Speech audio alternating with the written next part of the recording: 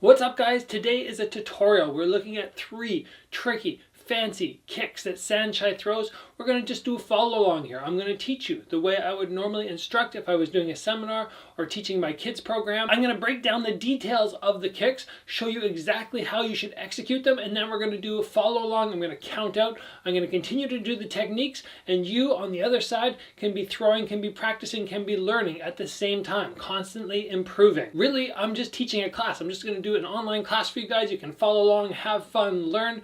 We are not going to be covering Saenchai's jumping round kick, his low jumping round kick, or his cartwheel kick. Both I'm sure you want to learn. We'll cover those in a future video if you'd like to. If you want to see them, drop it in the comments below. And let me quickly show you the 3 techniques we're going to be working on today. Number 1 is going to be sweeping our leg around, coming straight in on the front kick. Number 2 is what I call a snake kick. I fake the round kick heel high, and then I poke in on an angle. And then number 3 is coming up the middle, faking the front kick into the round kick. We're going to focus on all of those, all the details, all the little executions. So guys, after the intro, let's dive right into this episode.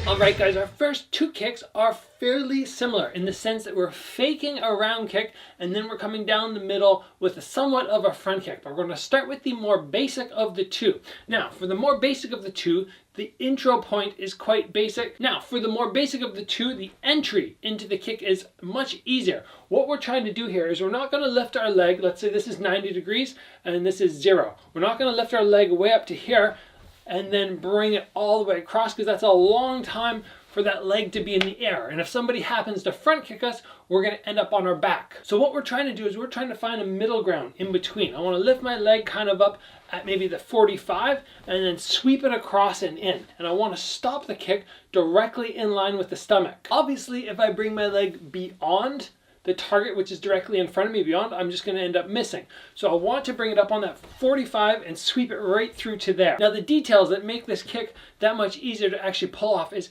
we don't want our shoulders twisting. We want to keep very rigid through the upper body, and the pivot is not important until right now. I want to keep my standing leg pointing towards the front as I lift, and now from here I snap out and I extend the pivot to get some more distance. So if I'm throwing on bob here, I'll do a couple more demos, then we'll do some follow alongs. I want to get very good at first at bringing this leg up on the angle, and then once it hits hip level height, bringing it across, and then from there extending through. My upper body can stay fairly high, but if I can lean back, I'm going to create more distance for my foot to follow through the target. So altogether, I want us to start just like so. Lift and right to there. That's all I want us doing. Just get comfy with this motion. Let's do 10 counts together. 1, 2, 3, 4, 5, 6, 7, 8, 9, and 10. Now the reason this is effective is what we're trying to do is sell the round kick. When somebody sees the round kick coming, they're either going to bring both arms over or they're going to check, which now means the round kick won't work, but the front kick down the stomach is wide open. So now from there, what we have to do is extend up and then stretch that leg all the way through. Again, leading back is ideal. So you're going to have to try and really engage your balance on this one, but I want us to break it down into 2 points. We're going to go count number 1, and then pause, and then count number 2, slightly after. Let's try and work that. Don't worry about the pivot at the moment. We'll get that after. All right, and 1, 2. And 1, 2. 1, 2. And 1, 2. And 1, 2. Now from here, what we need to end up doing is increase the pivot on the standing leg. That one I wasn't being too focused on getting that pivot, but now what I need to do is I need to bring it up, and then right from here my whole body turns and I get that foot snapping into place. And if you can, add the little lean back on the final stage. We come up, we extend out, we pivot, and we stretch our head backwards. This is going to do 2 things. Number 1, as we already talked about, it's going to give us more distance on our kick, but number 2, it's going to bring our head to a safe zone. When I throw my kick, my head is completely out of range of anything. So nice and slow, let's do 10 counts together. Sweep it around, keep the heel directly below the knee, right until you're ready to extend and lean back. And 1, 2,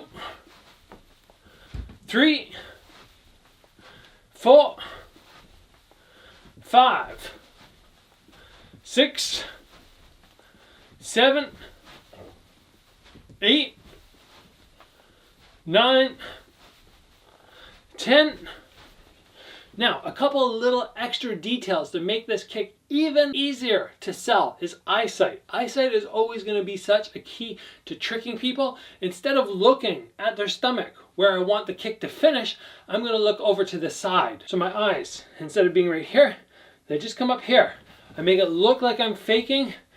Over to this side here, I want to strike, and then just with my vision, I just throw down the middle. I can see where he is, even though I focus and try and trick him with those eyes. Another aspect to making this kick that much more effective is making sure when I land on Bob, I'm not coming flat foot. That's something that you should always be doing on your front kicks. I'm trying to maximize my distance and increase the surface area of the strike by hitting with the ball of my foot. Maximize that. Point your foot, but pull your toes back. That's a skill not everybody has.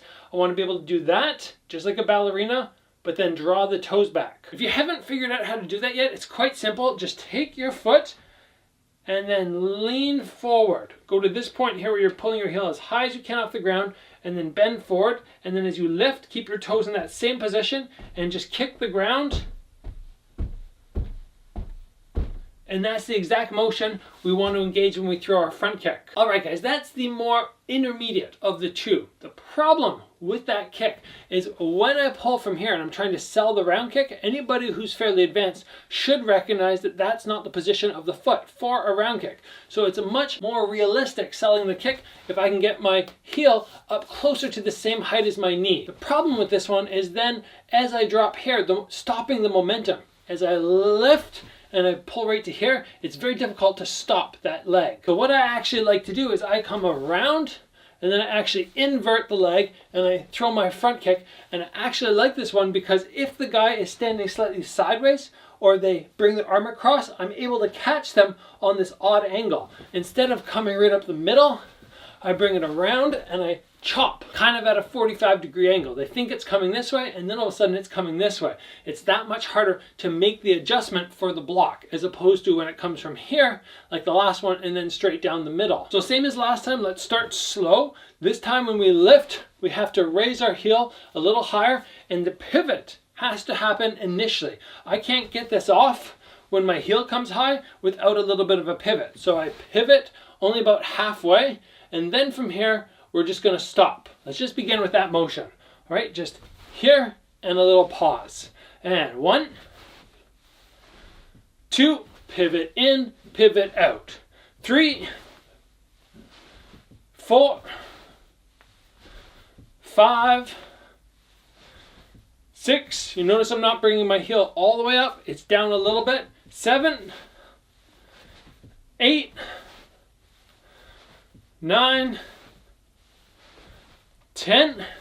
Now from here what I'm going to do is I'm quickly going to sweep the leg across. Let's do 5 counts of that. We come up and across. You can break it up into sections. And 1, 2, 3, 4, and 5. Now personally on this kick for me, I only pivot once and that's done at the very beginning of the kick. As soon as I bring my leg up, my pivot's done. Then from there when I rotate and I throw the front kick, there's no additional movement through my standing leg. Between the two kicks, the first one that we did, sweeping across and coming up the middle, and this one, which is more advanced, I'd say the second is much more successful and it's less about moving the bag back. First one, I move back. Second one, I come across and I snap. It's a little bit more of a ball of the foot jutting into the ribs. So focus this time when we do it. Heel high, twist it over, a little lean back. We don't need to emphasize leaning back as much because we're not aiming through and we just snap right into that imaginary rib cage. All right, 5 counts and 1, 2, 3, 4, 5, 6, 7, 8, 9, 10. Both of these kicks are fantastic, but they are best done when you've already thrown a bunch of round kicks setting it up. So I'm moving around, I blast in the round kick, I blast in another round kick. The guy starts to get the check off. Maybe he's blocking or he's cross blocking. I throw a few more and then I can come across and fake him out. But set it up. Don't just walk out and go, ah, shoot, it didn't work, I'm not going to do it anymore. It requires setup. In between some punches, I blast the round kick, I get my distance, and then I come down the middle. Usually these type of fakes require some setup. You want to throw something a number of times first to really start getting in the guy's head, and then every time he sees the leg raise, he goes for some style of block which leaves another area open. And now same thing with the last kick we're going to do. We've covered Brazilians on this channel before. A Brazilian is when your leg comes up and then it flips and the foot goes higher than the knee and then they drop down. What Saenchai does, or many of the guys in fight sports, is they simply lift up and then they just transition to the head level round kick. Same thing as before. Let's start off basic. I want us initially right now to focus on no pivot as we lift our leg. We just keep our hips fairly square and we just pump our knee up. Let's just do 5 counts. 1, 2, 3, 4, 5. Now what we want to do after our leg gets right here and we see somebody either drop their elbows, go for a block, we recognize the head level is open, we then turn our hips over, but we start with the pivot. The bottom of foot, which is planted on the ground, turns over, which allows my hip to turn over, which then allows my heel to raise up. Now I'm in the perfect position to snap the head round kick up. So hold off on that pivot until the front kick is raised and then turn it over. That'll give you more power overall on the actual kick that is extending, which we hopefully will land. Right, 10 counts nice and slow. And 1, 2, 3, 4, 5, 6, 7, 8, 9, 10. This is one of those kicks, guys, that requires some flexibility. If you are struggling with your head kick flexibility, you can check out the link up here. It's going to tell you exactly what you should be doing to open those hips up, start increasing your flexibility and strengthening the glutes and the hips for those head level round kicks. When I'm trying to land any of these 3 kicks, which we worked on today, it's all about staying loose. If I come in and I'm stiff and I'm like, I'm going to smash this guy with this kick, it's very difficult. The beginning of the kick. When you see Saenchai, when he throws, he's loose. He's just relaxed, and it's at the last second that he engages that snap to get enough pop in his kick to hurt people. Relaxing. It is so key in fight sports. It seems a little ironic that I'm asking you to relax, but it's something that has to be done. Distance-wise, we want to be just within range. Just within range for these, because what we're trying to do is really give the guy distance to see the fake coming, but then still be able to land. If I'm too tight and I go to throw my kick, obviously the guy can just counter me. But if I'm too far away and I do my fake, then I can't reach him. So really learn your distance. Ideally for me, I find substantially outside of jab range, but right where I know if I step in and I punch, I can also land. That's the range for me, where I'm going to have success with this. Today, guys, was just a quick tutorial taking you through these kicks. If you want more episodes like this, more breakdowns where we look at specific fighters, and I teach you in detail how to throw the kicks like them or the punches, let me know in the comments below.